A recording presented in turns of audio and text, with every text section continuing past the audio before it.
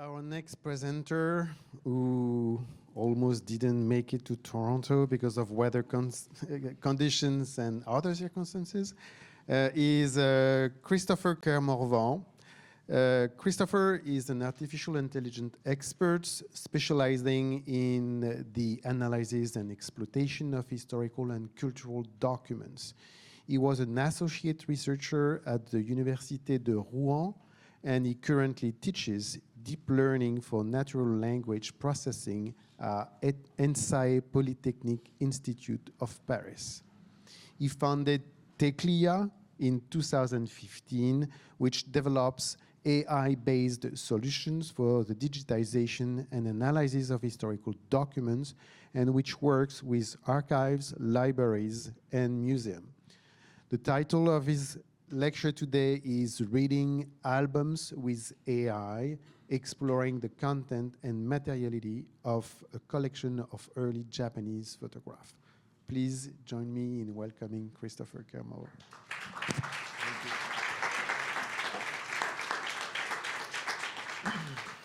Thank you very much for the invitation. Yes, I'm very pleased and to be here. And it's a bit of a challenge, as Thierry said, because I missed my flight to come to Toronto, and then there was delay because of the weather. But I'm here, and the second challenge is that, well, I will see if the computer is able to record and translate my French accent.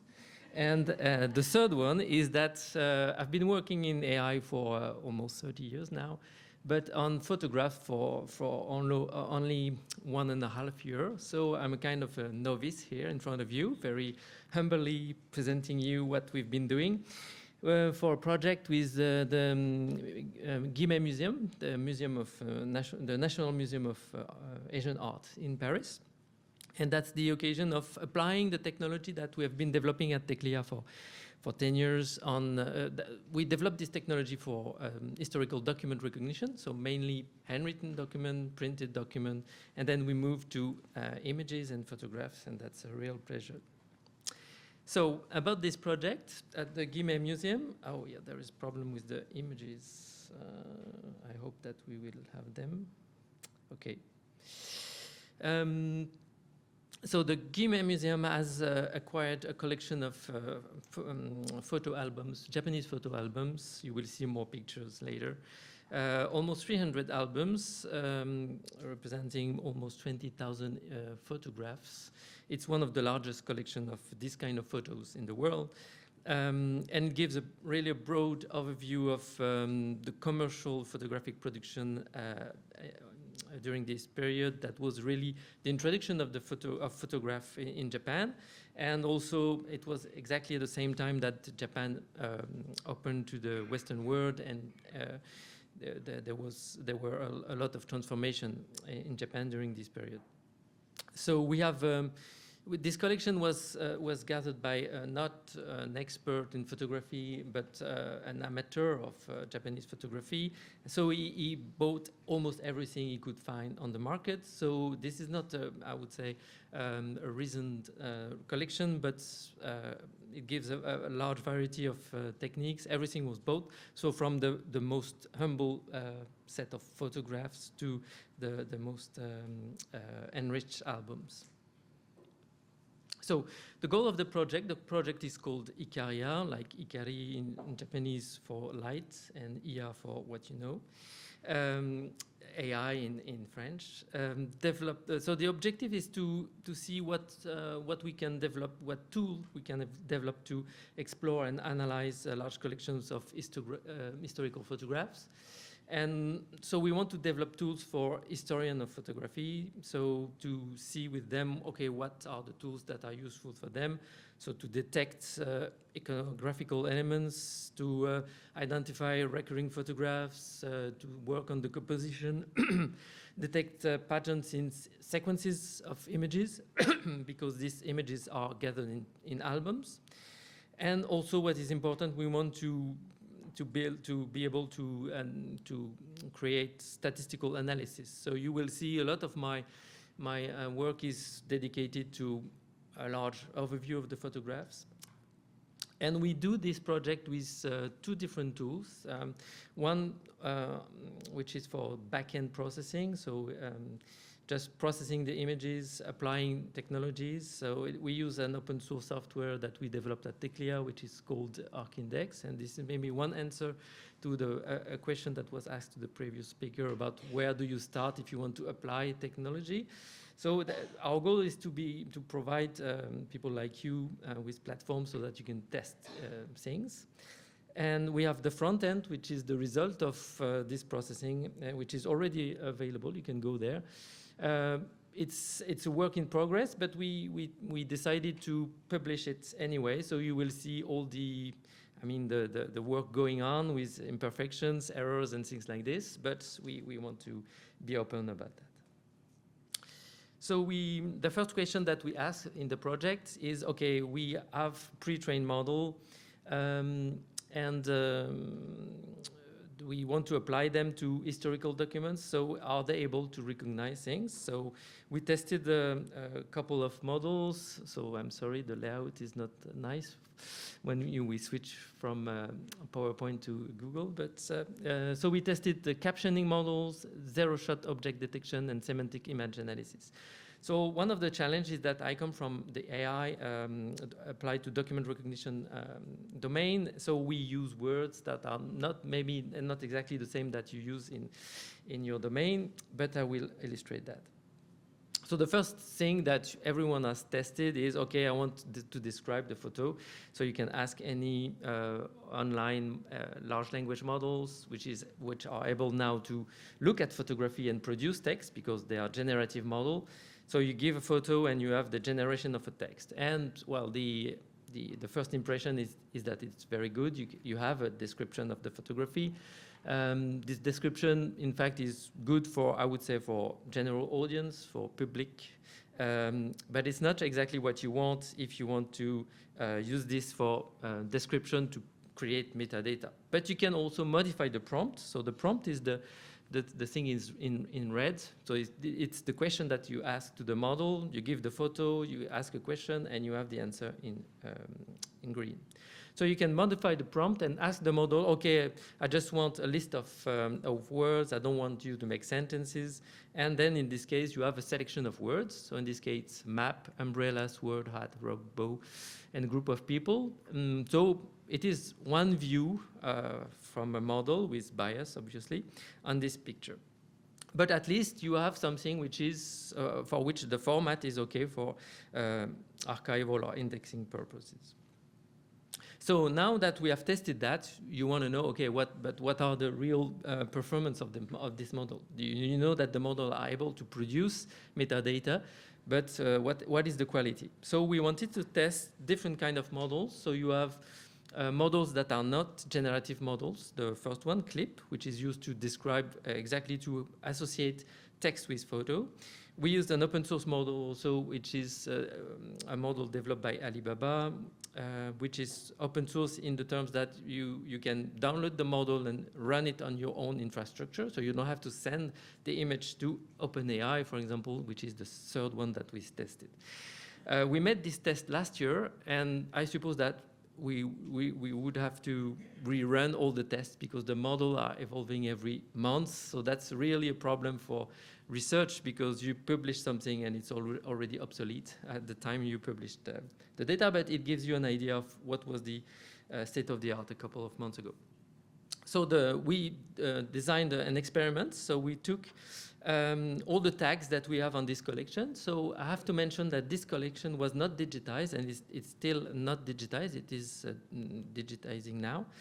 But we had a kind of a capture of this collection that was made with 10 years ago with photographs, with low resolution photograph, and we also had the chance to have someone who looked at the photos and created tags.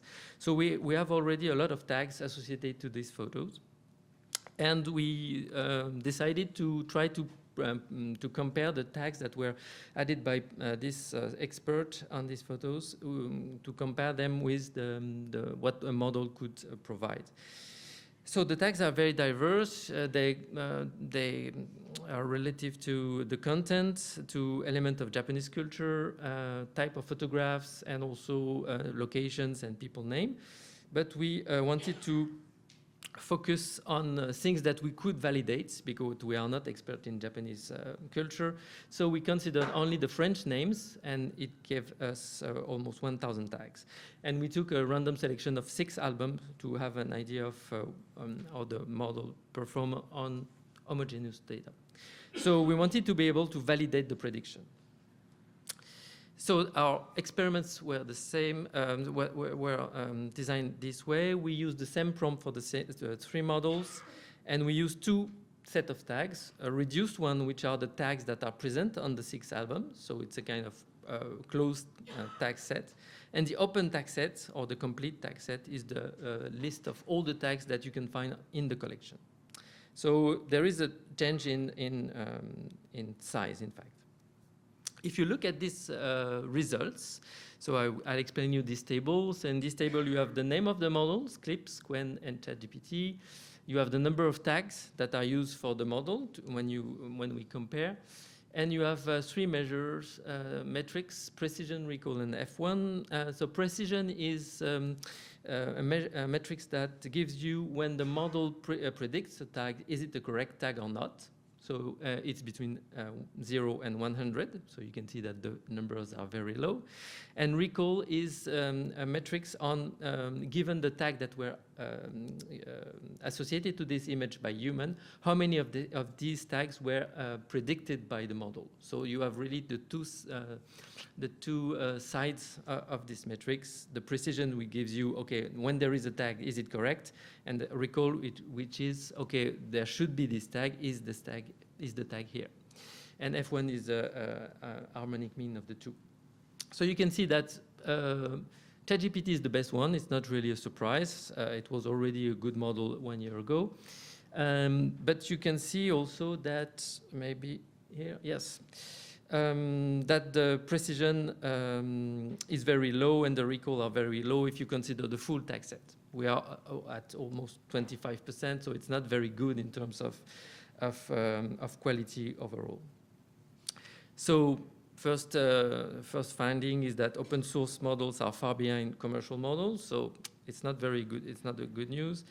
And also ChatGPT is not very good on the full tag set. So this is bad, like this.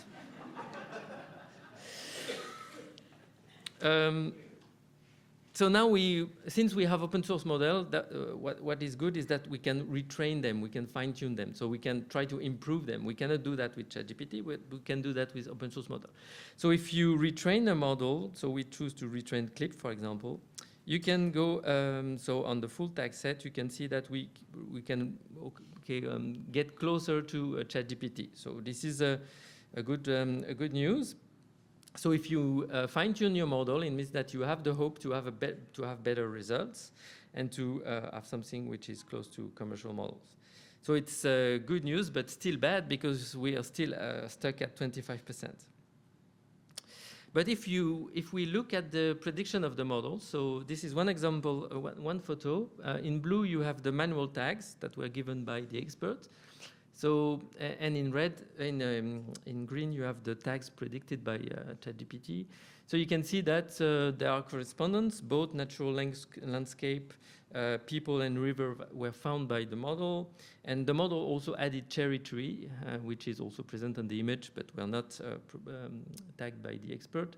But you see that some of the names, for example, Otsugawa, which is the name of the river or the place, and also the name of the studio, it's not possible for the model to predict that, the name of the studio at least, because the name of Otsugawa is printed on the photo, is handwritten on the photo. So the model could have seen that. But it means that, in fact, the problem with the recall is just that the model is not predicting enough tags compared to what the human expert has done. But if you validate the prediction, so you say, okay, cherry tree was not tagged by the human expert, but it's correct, in fact. So if you look at the prediction and you validate what the model has predicts, predicted, you have a new test set, and this is a new line in the table, and this is this line. It means this line shows that we can go up to 80% precision. So it means that when the model predicts something, it's good. But sometimes it doesn't predict enough information compared to what a human expert would have done. This is the 43% here. So the prediction is good, and so it means that there is hope. It's usable for metadata because you have only 20% error in the tags.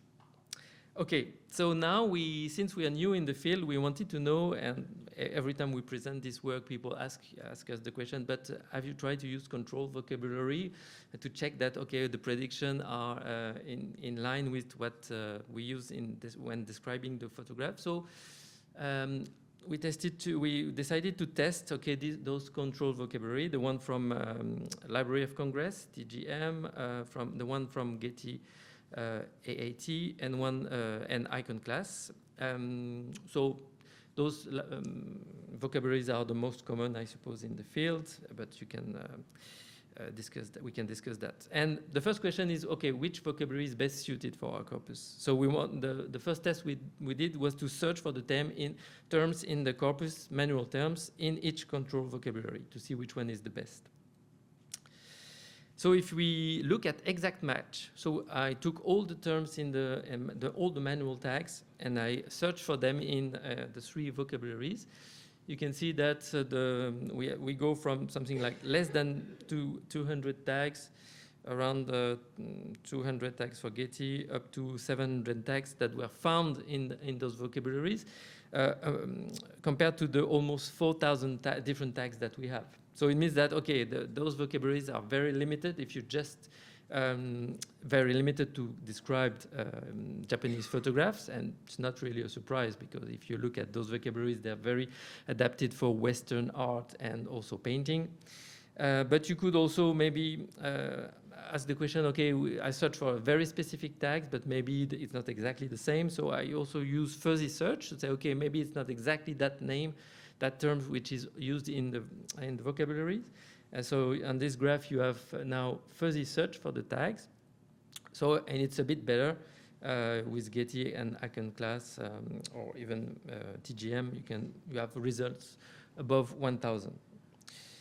So what is the problem? If you look at what is missing, so most of the tags that are missing, this is the name of the tag and the frequency. You can see that most of the tags that are missing are place names, Tokyo, Kanto, Yokohama, but also simple names like Geisha, which is not directly present, and also people name like Felice, Beato, and cherry tree. It's really problematic for Japanese photographs.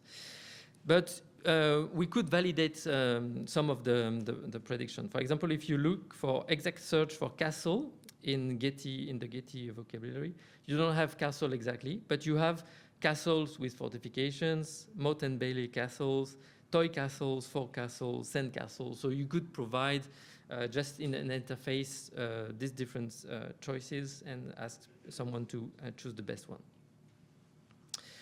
So to do that, also we had to use automatic translation. So this is another AI tool that you can use for your collections, because the tags were in French and those vocabulary. Well, I could have asked make query in French, but I wanted to use the same language, so I translated everything in English. And I found that there was bottom dish as a term in the translation.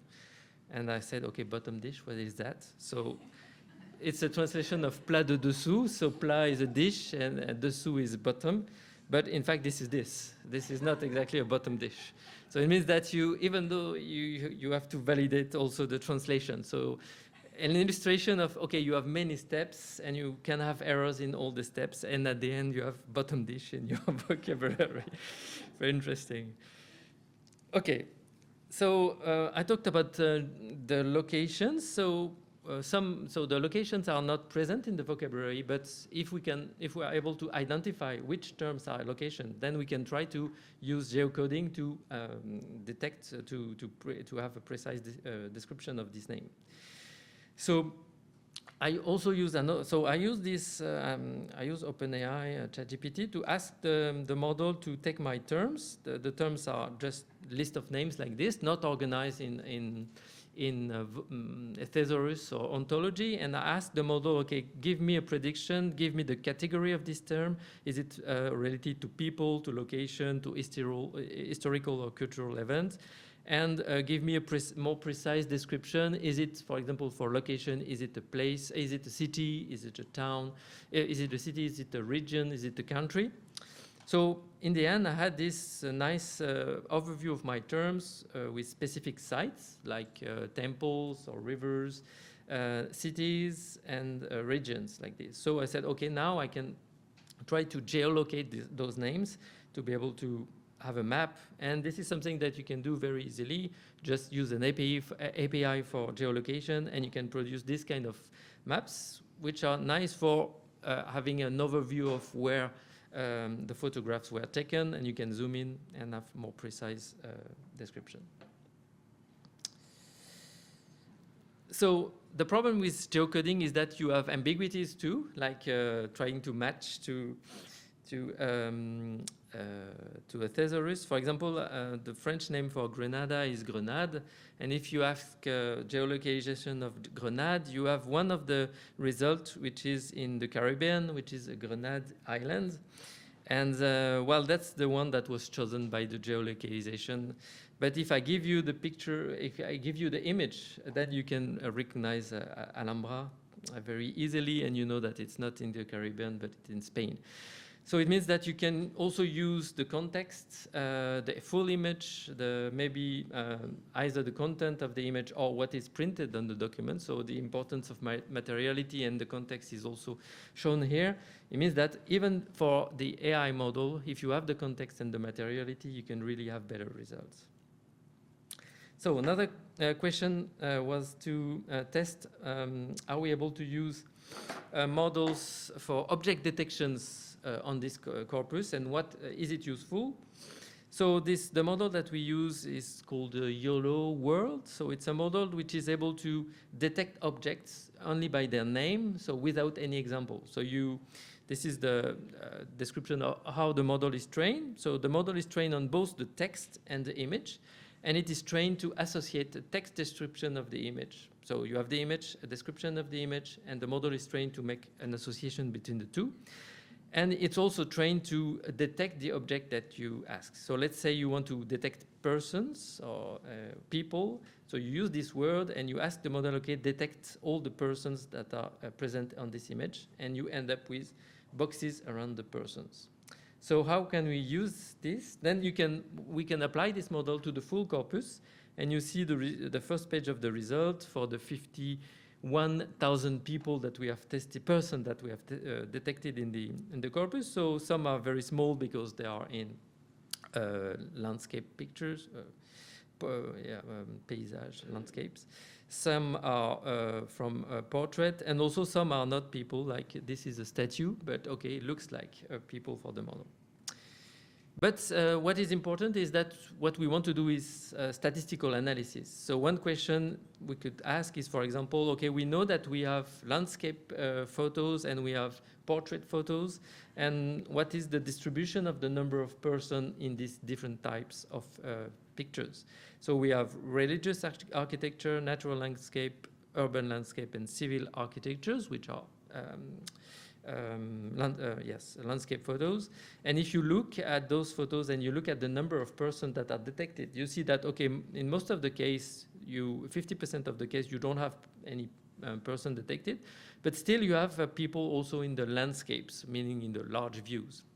So it's an interesting information to see, okay, maybe you could think that, okay, in landscape photos, you don't have any people, but in fact you have. And for others, mainly in others, you have all the portraits, what is called costumes in this type of photos. And you have, in this case, mainly people on the photos. So what you can do also is to use these statistics for discovering outliers, unusually crowded landscape scenes. And in this case, you can find photos that are very unusual, with like a lot of people on this boat, or people on the coast looking for seashell. Okay, the last thing I wanted to show is how we can use these models also for searching directly in the content of the image. So in the first part, we wanted to describe the photographs with tags or with tags or description or identifying people. But in this part, we don't want to describe. We want to use the AI models to be able to search directly in the content. The problem that we have, and this is one also related to the materiality, is that sometimes we have more than one photo on one image. So in this case, you have two photos, for example, here. And in this case, you have one photo which was taken like this, but you have also part of the photo. So what the first steps that we have to do is locate the photo on the image, the photograph. And this can be done automatically. So you can use also AI model to identify the position of the image. It's not, though, so in this case, the model was trained specifically on these albums. And the more you train it, the better quality you have in photo detection. Once you've done that, you're not totally happy with the result, because in some cases the photos are not in the right orientation. So you also have to detect the orientation of the photo to predict, for example, of rotation. So this is what you do in our platform ArcIndex as a back office processing. So you detect the photo, you predict the rotation, and then in the end you have the photographs. So I wanted to try to make some search here. Let's see if it works. Okay, this is good. So we implemented this search directly on the photos that were automatically cropped. So we have developed this site. So we want this site to be multilingual, so it will be in French and Japanese and English. But for the moment, the search is really better in English. So if you want to try it in English. So let's say I want to search for woman playing music. So in this case, woman playing music. So in this search, I don't use the tags. I directly use the content of the model to have the result. And we see, okay, and the result that you have here is the photos that are automatically detected and cropped. And you see that in most of the case, you have models playing music. So it's the model in this case really look at the content of the image. So if you go there, you have the tags that are in French to show you that I don't use the tag because my query is in English. And you have also similar photographs that are produced based also on the content. So the model is really detecting that. So I also want to show you the limits of the model. So one limit, for example, is that it doesn't work well in French, sometimes very surprisingly. So if you look for ombrelle, which is an umbrella but not for rain, for sun, it doesn't work. But if you look for umbrella,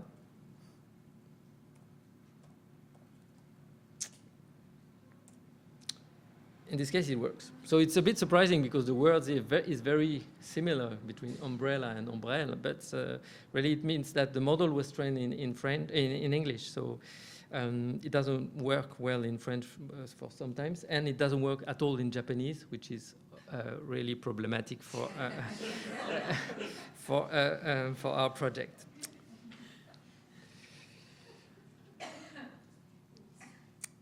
Okay.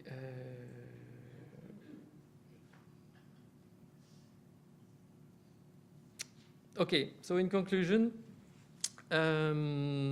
so we explored different AI model, and we could see that the models are able to produce results at different levels. For example, for captioning, metadata creation, which is tagging, tag classification, maybe translation most of the time, simple object detection and semantic search. So I would say that for a first approach, it's good. It's nice to see what are the limits and to explore the limits and to be able to also to be open to the limits of the model.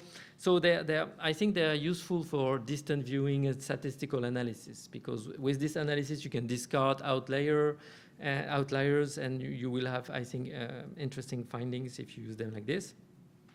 But as it was said before in the previous talk, AI-generated data must be identified. And if you look at our website,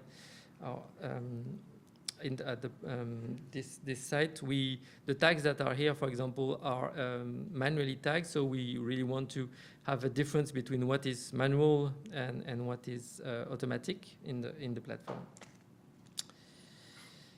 Future work, so multilingual search. So it's really a basic requirement for this project. So it means that we will have to retrain the model in Japanese, but it's possible because it's an open source model. We will also want to combine automatic search and manual tagging, because we have both information, so it's also very important. The geolocation is not perfect.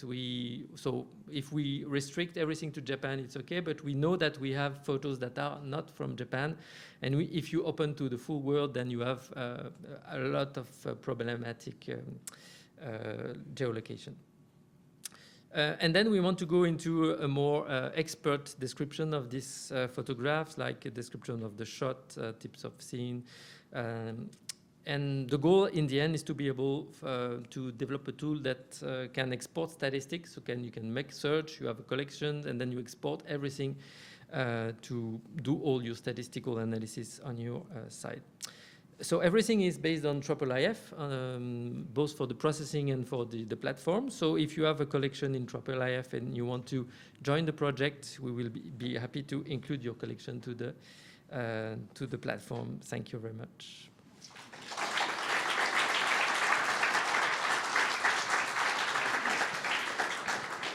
Thank you, Christopher. We have about 12 to 13 minutes for questions, remarks. Yes, Mark in the back and Chantal. Thank you very much for your talk. That was fascinating.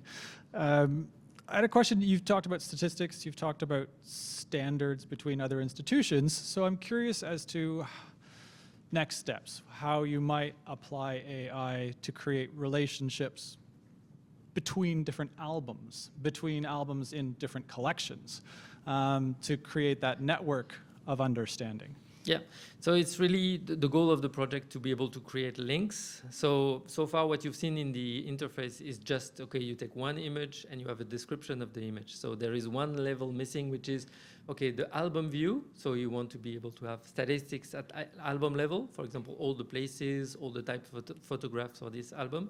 And then you want another level, which is links between album, because really you have a hierarchy of organization of the information. So I think it will really be a problem of visualization, because it makes the interface a lot more complex. From a computer science point of view, we have all the techniques of graphs that you can use. So you have links between data, and we know that, okay, the computational point of view is not really the problem. The problem is really the interface, not to create something too complex. Because if you end up with a sparkle endpoint for people, then it will not be usable at all. So that's really a challenge. Thank you. And we have a question by Chantal, here just at the front. Yeah, thank you. Hi, thank you so much. My question is kind of dovetails off of that question, which is this platform independent of the museum's collections management software systems, or does it funnel that information back into this main systems? And how much integration is there with the staff that manage the collection?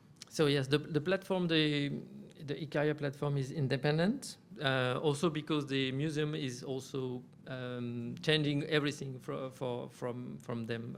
Is changing their software for managing collections, so they didn't want to integrate it. And also from our point of view, we want to develop a tool that we can use for other collections, because since we started with this project, a lot of institutions in France said, okay, but we also have a collection, we would like to use it, and we want to host the platform or integrate it with our own system for managing collections.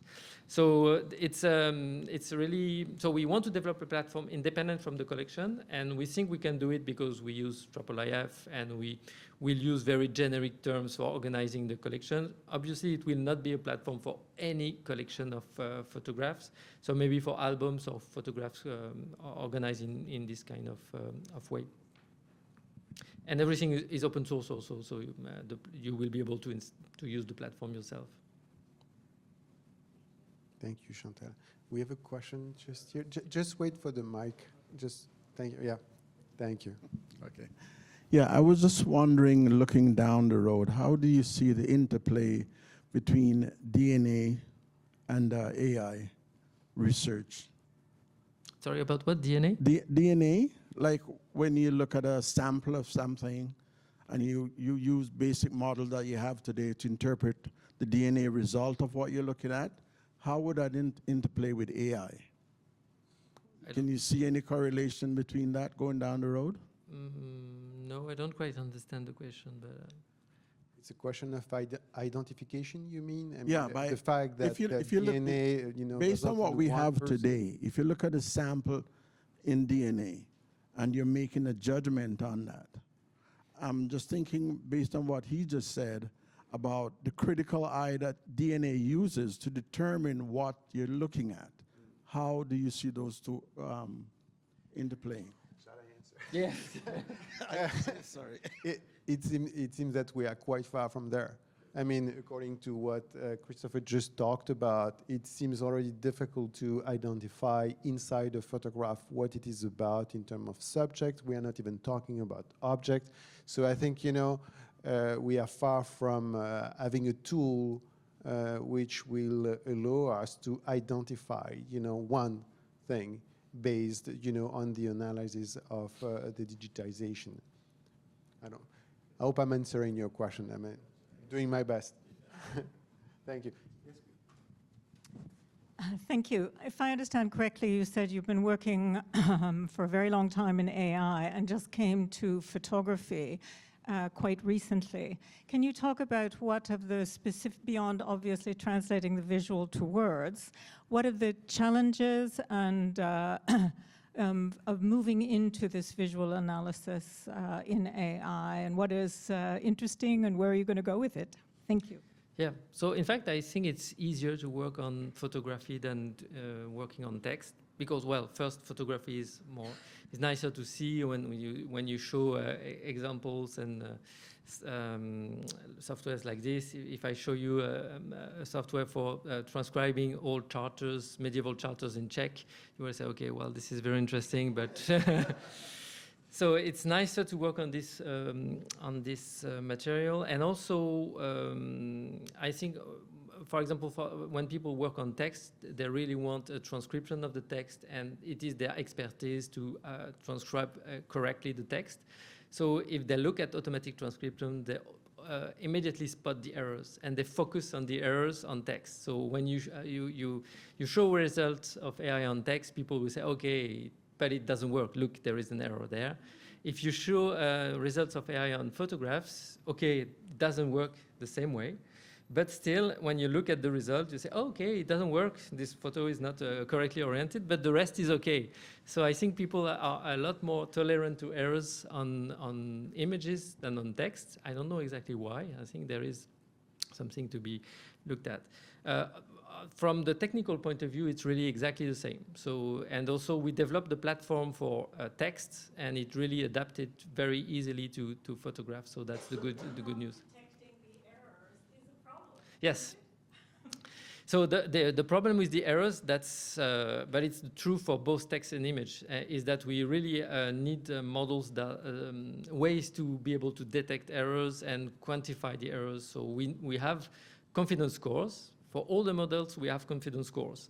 So for example, here you see that the model thinks this image and this image are similar at 95%. Well, that's true. But if you look at this one, it's 94%. Why? You don't exactly know. You know, this is a score, but the problem is how do you interpret this score? This is a score for the machine, not really a score for human.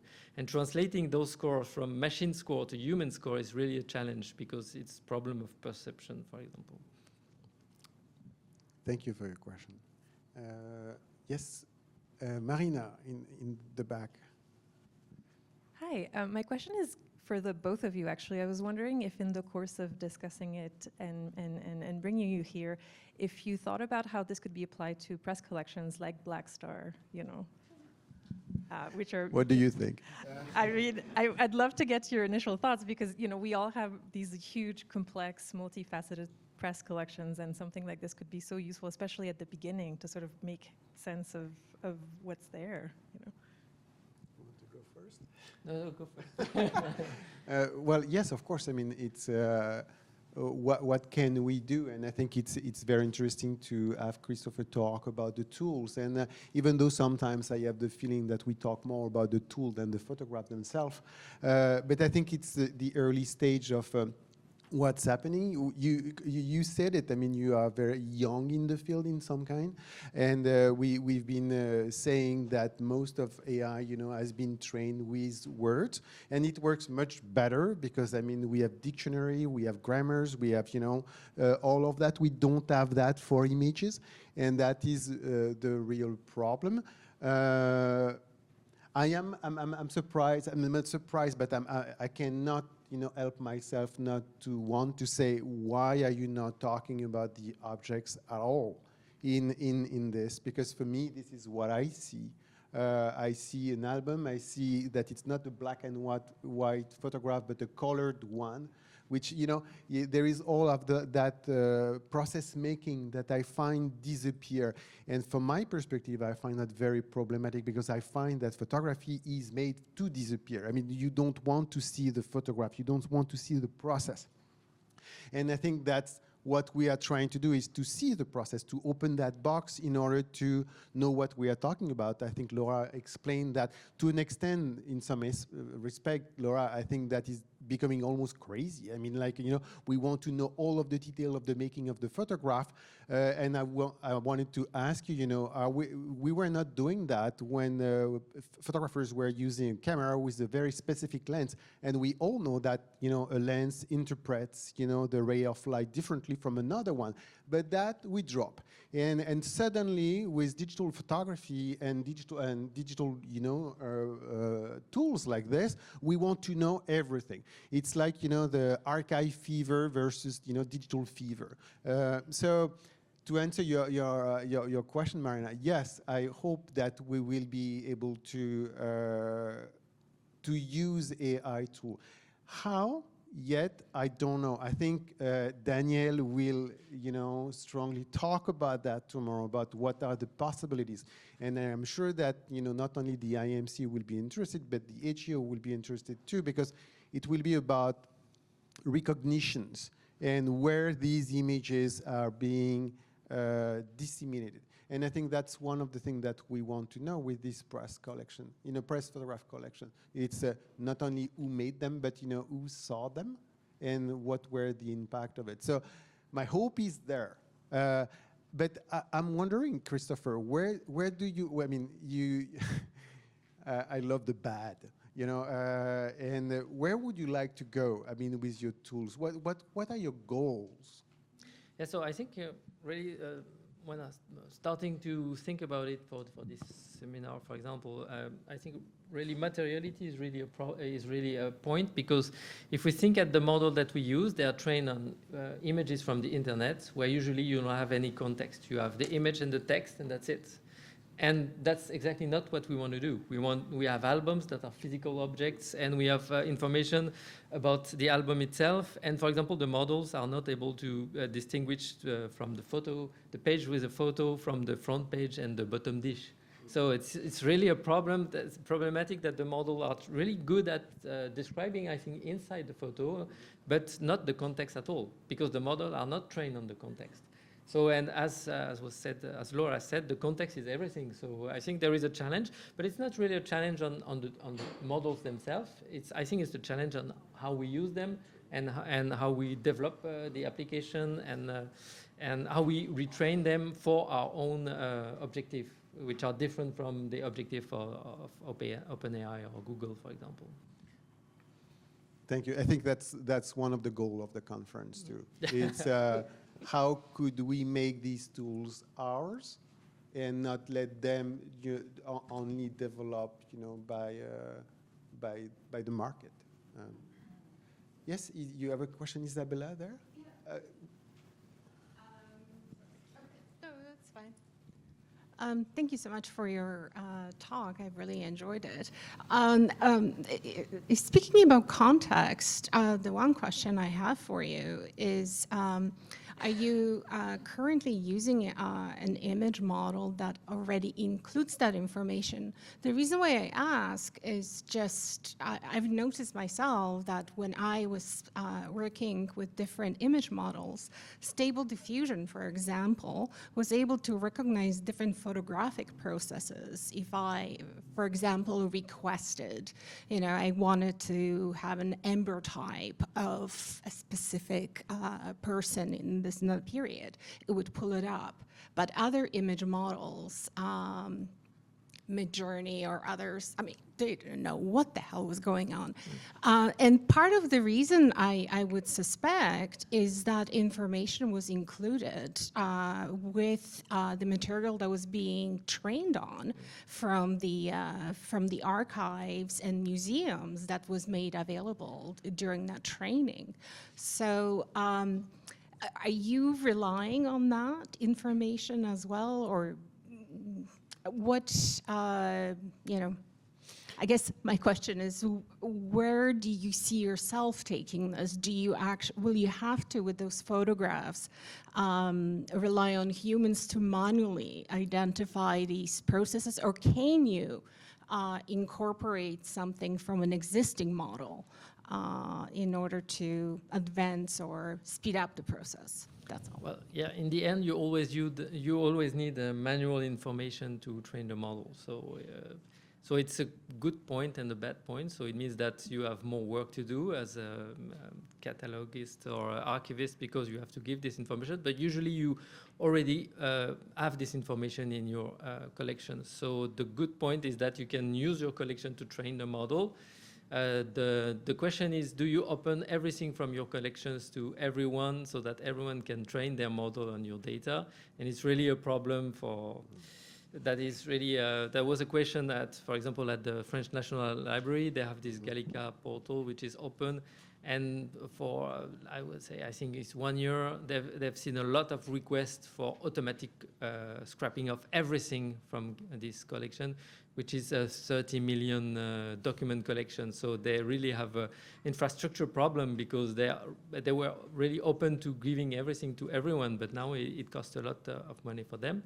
So it's really a trade-off between being open and having the model trained on your data, so you don't have to do anything, but also meaning that you lose the control of what you have to offer with your data. So I don't think the training of the model is the problem. I think really it's the management of the data which is the problem more than the training. Great. Thank you very much, Christopher.